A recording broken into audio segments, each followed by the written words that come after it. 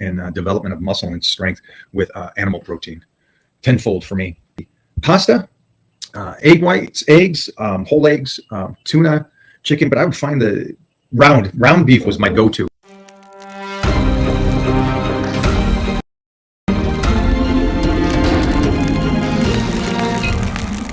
Yeah, the question was great. He said, is there a difference that I find with plant protein compared to animal protein? And yeah, I find that I am such a more of a beast in development of muscle and strength with animal protein. Tenfold for me. Doesn't mean that's going to go down to a person's opinion on what they want to do. Just for me, it's been lucky enough not to waver on that. I know you. She's completely. I'm not. No comment. If she can, she won't do fish. She won't do chicken. She'll do red meat all day long. I love eating meat. Great question. It's nothing better than when it comes to proteins. When it comes to just health-wise, for me has been working. I'm almost 50 years old. What's that? So it died. So are we still not? No, we're still good. we go, I got you. Oh, that died on you. Okay, so we have a guy here that says he wants to know the difference, the nutritional difference between fresh salmon vs canned or fresh fish or canned tuna. I mean, tuna and salmon are two different fish. What's the difference between canned food and fresh food and stuff like that? Just go on the internet. You could read whatever they want to print on that. Perfect world, man. If you can get some fresh stuff all the time, for me, I am a cheap SOB. So I will get what is affordable. I'm 100% and always been that way. That's why I look back to my teen years where I had to buy my own food because there was 10 of us. And if you think my parents fed 10 people like me, we're all monsters. If you think our parents who both worked fed us like I ate, you're mistaken. And so I had to cover my own foods. And I am the guy that would find the pasta, egg whites, eggs, whole eggs, tuna, chicken, but I would find the round beef was my go-to, especially when I moved to California, because I moved with a certain amount of money to California. And I had to be smart, regardless of because I didn't know how things would turn out. And so my round is like the cheapest, isn't it? Is this still the cheapest? That's cheap. Yeah, so I bet you I'd be curious, and I might do this. I'll check the comparison of round steak to other steaks and the quality of protein and everything. But I was a round steak kind of guy. I was still noodles. Inexpensive is how I lived. And I think that goes 100-fold more than, because salmon can get expensive. So again, it is affordable food relative to the food itself for me and my beliefs.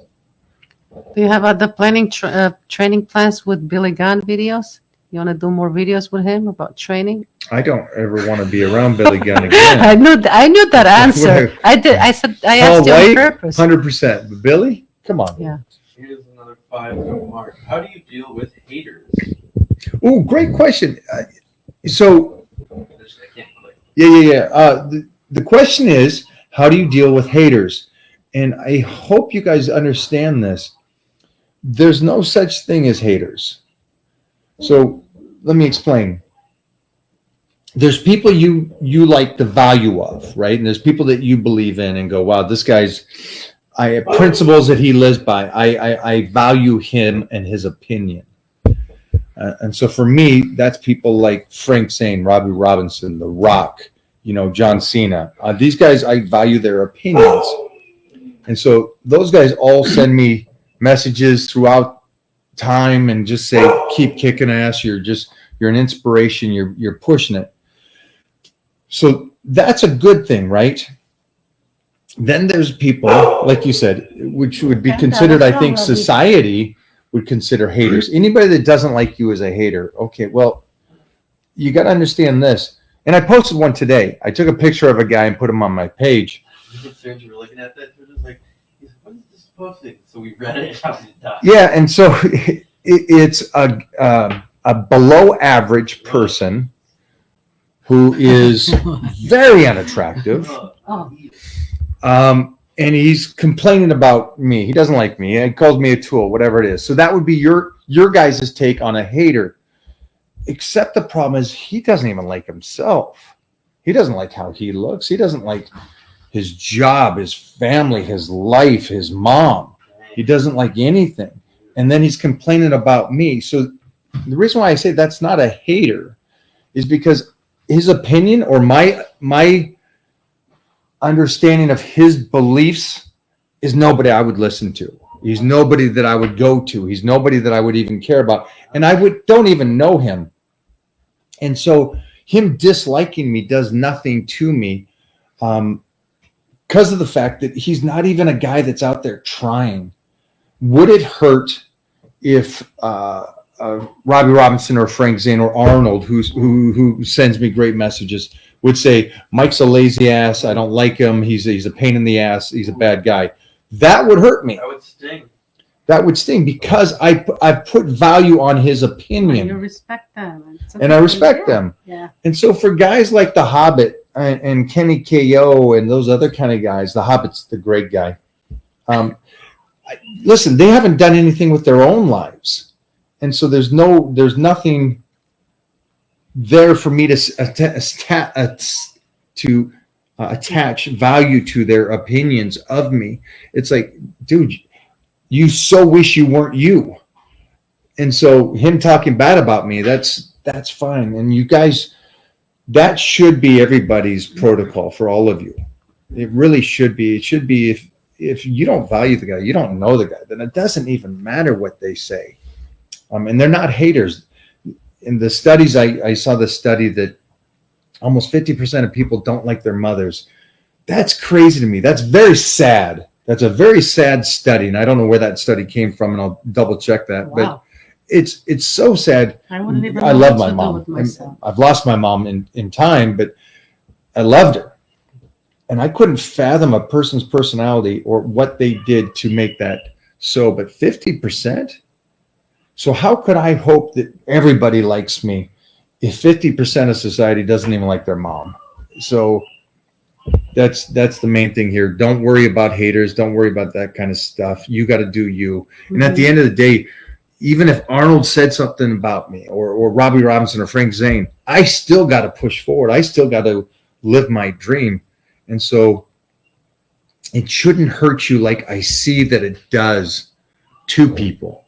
And that's why it's kind of funny that we posted something yesterday just to troll people. And I'll do that stuff all the time because that's fun. Make sense? Okay. You know how I deal with haters? Thank you, though. What's his name that did that? Who said this? Hold on. You know how I deal with haters? How do you deal with haters? I don't. You don't got haters. No, it's not that I don't got haters. I just don't deal with them. I don't even pay attention. I scroll by them, like, you know, when you like see those little flies, those little flies in the air.